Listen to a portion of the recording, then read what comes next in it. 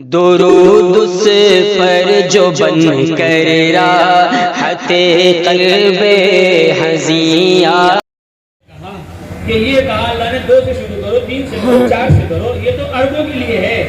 کس کے لیے ہے؟ عرب. اللہ نے ان کو جسم بھی دیا اور مال بھی دیا، طاقت و قوت بھی دی، تو وہ 2 3 4 کر سکتے ہیں. یہ تو ہمارے ہندوستان کے بیچارے بہت کمزور ہیں. تو اللہ نے فرمایا فَإِنْ خِفْتُمْ، اگر تمہیں خوف ہو کہ تم انصاف نہیں کر سکتے ان کے درمیان، فَوَاحِدَةً، چلو 1 سے کر لو. کہ یہ ہندوستان والوں کے لیے کہ تم 1 سے کر لو، تم 4 تو نہیں لگا سکتے، بہت کمزور ہو تم. ورنہ تو 2 3 4 ہونے چاہیے. کتنے ہونے چاہیے؟ 4 نکاح ہونے چاہیے. اللہ کے نبی صلی اللہ علیہ وسلم کے بعض علماء نے لکھا، بعض علماء کا 24 نکاح ہوئے اور 11 کا تو سب متفق ہیں. 11 پر تو سب کیا ہیں؟ متفق ہیں. 11 نکاح ہوئے. 2 بیویاں آپ صلی اللہ علیہ وسلم کی آپ کے زمانے میں ہی آپ کے سامنے رخصت ہو گئی اور 9 بیویاں آپ کی بیوہ ہوئی. اتنی ساری نکاح شادیاں کیوں ہوئی؟ شوق کے لیے نہیں. شوق کے لیے شادی نہیں تھی آپ کی. شادی آپ کی شوق کے لیے نہیں تھی. اگر شوق کے لیے شادی ہوتی تو آپ صلی اللہ علیہ وسلم 20 سال کی لڑکی سے شادی کرتے. آپ صلی اللہ علیہ وسلم 25 سال کے ہیں اور جس سے شادی ہوئی وہ 40 سال کی ہے. حضرت خدیجہ کبریٰ رضی اللہ تعالی عنہا، خدیجہ کبریٰ رضی اللہ تعالی عنہا.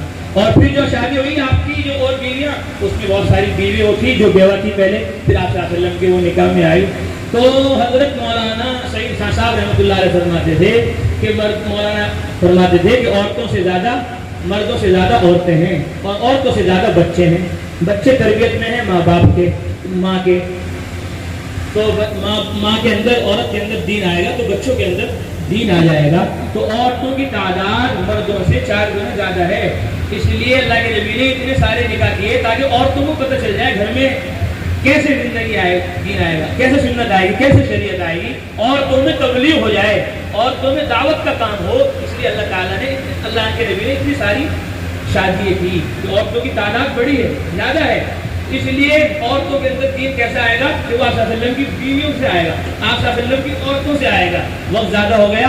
اللہ فرمائے قرآن میں وَاذْكُرْنَ مَا يُتْلَىٰ فِي بُيُوتِكُنَّ مِنْ آيَاتِ اللَّهِ وَالْحِكْمَةِ إِنَّ اللَّهَ كَانَ لَطِيفًا خَبِيرًا.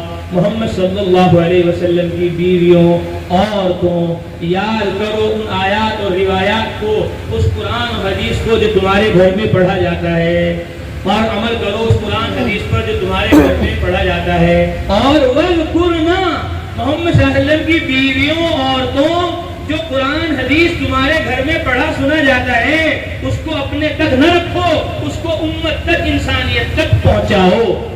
علامہ ابن العربی نے احکام القرآن میں، مفتی شفیع صاحب رحمۃ اللہ علیہ نے معارف القرآن میں تحریر فرمایا کہ جس طرح حضرت محمد مصطفیٰ صلی اللہ علیہ وسلم پر تبلیغ فرض تھی، اس طرح آپ صلی اللہ علیہ وسلم کی بیویوں اور عورتوں پر بھی تبلیغ فرض تھی. اسی لیے انہوں نے آپ صلی اللہ علیہ وسلم کے گھر میں رہ کر عائشہ رضی اللہ تعالیٰ عنہ نے پورا قرآن حفظ کیا، حضرت ام سلمہ نے پورا قرآن حفظ کیا، حضرت حفصہ رضی اللہ تعالیٰ عنہ نے پورا قرآن حفظ کیا. صرف قرآن ہی حفظ نہیں کیا، حدیث بھی حفظ کی. 2200 تک حدیثیں امی عائشہ نے حفظ کی اور 378 روایات حضرت ام سلمہ رضی اللہ تعالیٰ عنہ نے حفظ کی اور 76 حدیثیں حضرت میمونہ رضی اللہ تعالیٰ عنہ نے حفظ کی. صرف حفظ نہیں کی بلکہ وہ حدیثیں حفظ کر کر امت تک، انسانیت تک پہنچائی ہیں. 2210 حدیث کی تبلیغ عائشہ رضی اللہ تعالیٰ عنہ نے کی، تب ہمارے پاس آئی. 378 حدیثیں حضرت ام سلمہ نے پہنچائی، 76 روایتیں میمونہ رضی اللہ تعالیٰ نے پہنچائی جب ہمارے پاس آئی. اور امام بخاری رحمۃ اللہ علیہ نے 30 صحابیات عورتوں کی حدیثیں بخاری شریف میں بیان کی. مسلم شریف نے، امام مسلم رحمۃ اللہ علیہ نے مسلم شریف میں 36 صحابیات کی روایات بیان کی. ابو داؤد رحمۃ اللہ علیہ نے ابو داؤد شریف میں 75 صحابیات عورتوں کی روایات بیان کی. امام ترمذی رحمۃ اللہ علیہ نے 46 صحابیات عورتوں کی حدیثیں بیان کی جو عورتوں نے نقل کی. اور 60 روایات 60 روایات حضرت امام نسائی رحمۃ اللہ علیہ نے اپنی کتاب میں نقل کی. اور 65 روایات امام ابن ماجہ رحمۃ اللہ علیہ نے اپنی کتاب میں نقل کی. تو صحابہ بھی حدیثیں پہنچا رہے تھے, صحابیات بھی حدیثیں پہنچا رہی تھی, تب قرآن حدیث یہ ہم تک پہنچا. اس لیے ہماری مائیں بہنیں عورتیں بھی حافظ قرآن بنے, عالمہ بنے, محدثہ بنے, فقیہہ بنے.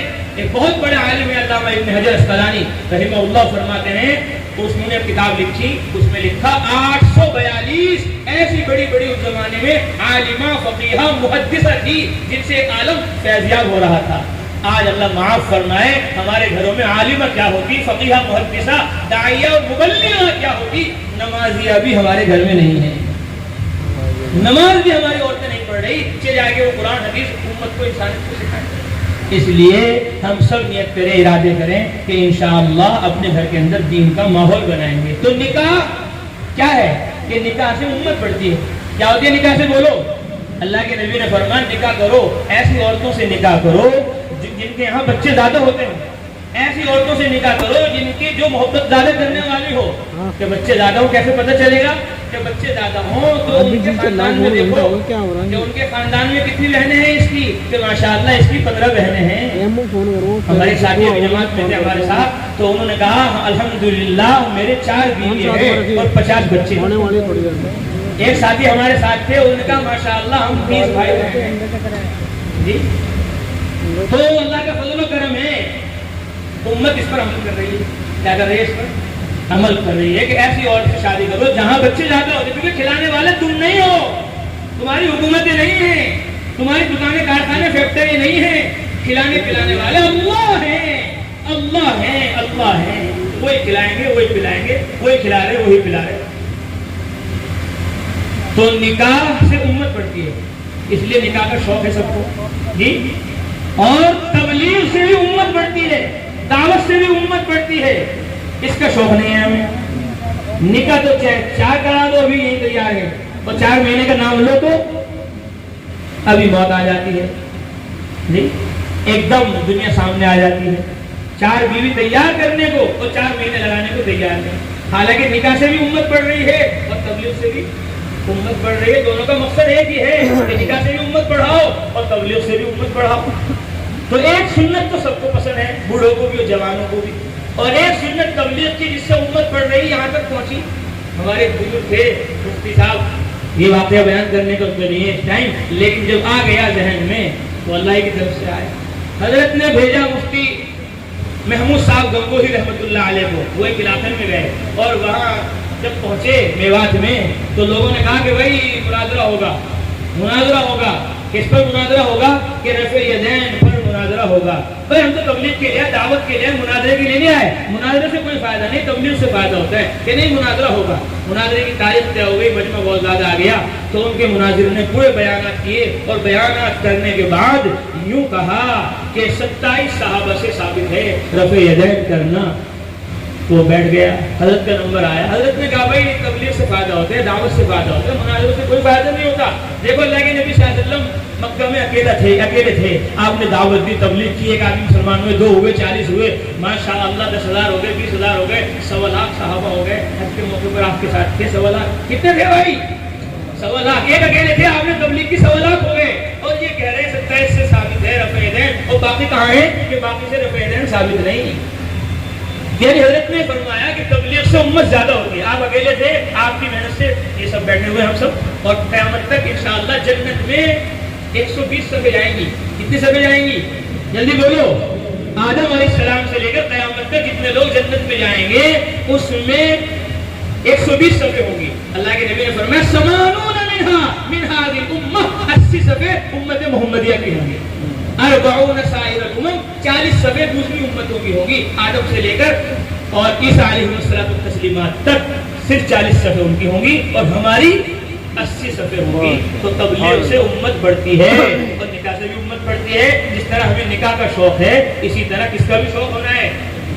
تبلیغ کا. اسی لیے یہاں ہمارے اجتماع میں جب نکاح ہوتا ہے تو دلہا سے بھی 4 مہینے کو کہتے ہیں, اور دلہا کے ابا سے, اور دلہن کے بھی, کہ دلہا دلہن دونوں کا کام ہے. ابھی کہا میں نے والمؤمنون والمؤمنات بعضهم اولیاء بعض. دلہن کا بھی کام اور دلہا کا بھی کام, اور دلہن کے ابا کا بھی اور دلہا کے ابا کا بھی. کہاں ہے تمہارا ابا؟ کہاں ہے؟ انتقال ہو گیا, اللہ مغفرت فرمائے. بھائی ہیں کون ہے؟ کہاں ہے؟ یہاں ہے کوئی؟ ماشاءاللہ. علی شیر کہاں ہے؟ علی شیر ان کی لڑکی ہے وہ یا کوئی ہے ان کے عزیز؟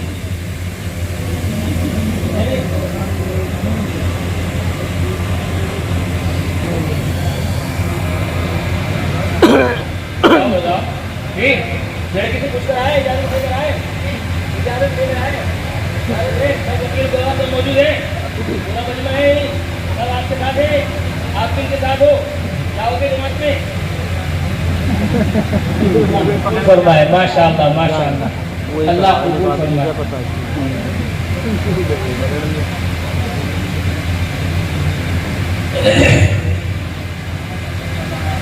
الحمد للہ نحمده ونستعينه ونستغفره ونؤمن به ونتوكل عليه ونعوذ بالله من شرور أنفسنا ومن سيئات أعمالنا من يهد الله فلا مضل له ومن يضلل فلا هادي له ونشهد أن لا إله إلا الله وحده لا شريك له ونشهد أن سيدنا ونبينا مولانا محمدا عبده ورسوله. أما بعد فأعوذ بالله من الشيطان الرجيم. بسم الله الرحمن الرحيم.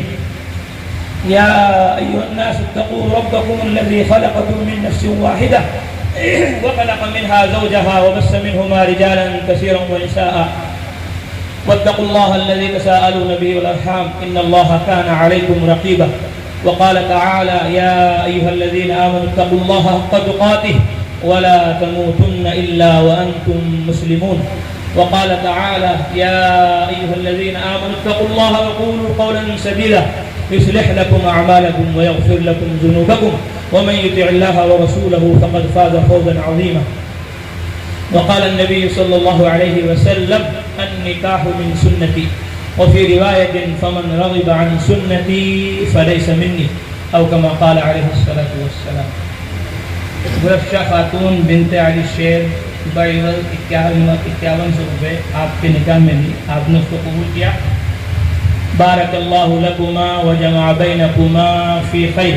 جیسے نکاح سنت کے مطابق سادگی کے ساتھ مسجد میں ہوا، ایسے ہی رخصتی بھی سنت کے مطابق سادگی کے ساتھ ہونی چاہیے.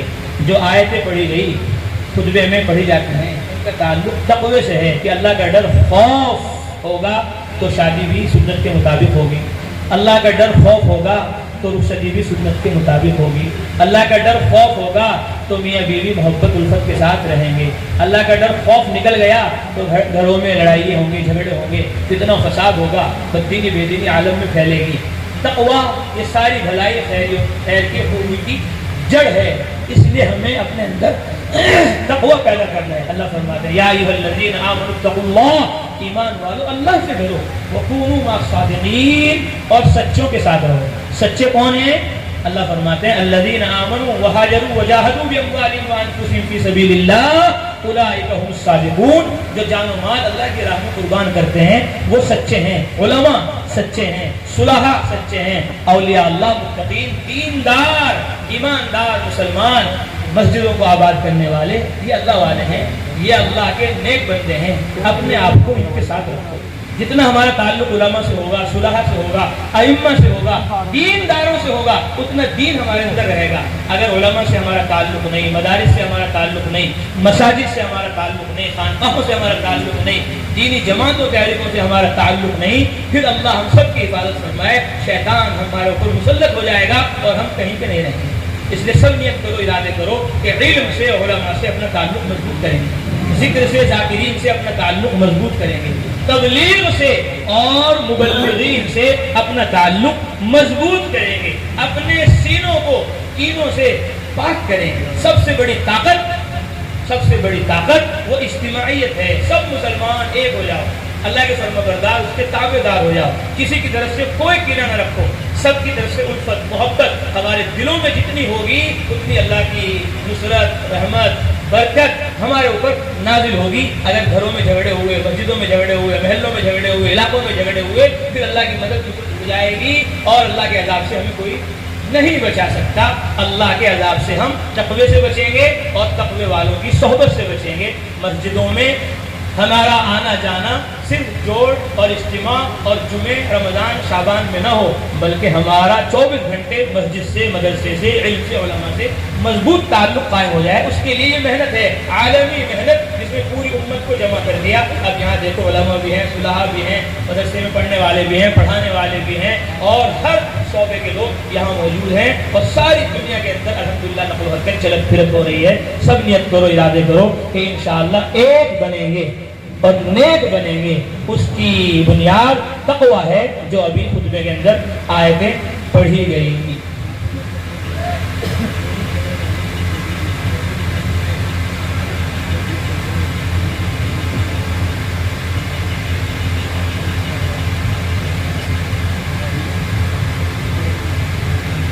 دیکھو بھائی دوستو بزرگوں، جیسے میں نے عرض کیا، عبادت، دعوت، دعا تینوں کو جمع کرنا ہے۔ عبادت بھی یقین کے ساتھ ہوتی ہے، اور دعا بھی یقین کے ساتھ ہوتی ہے، اور دعوت بھی یقین کے ساتھ ہوتی ہے۔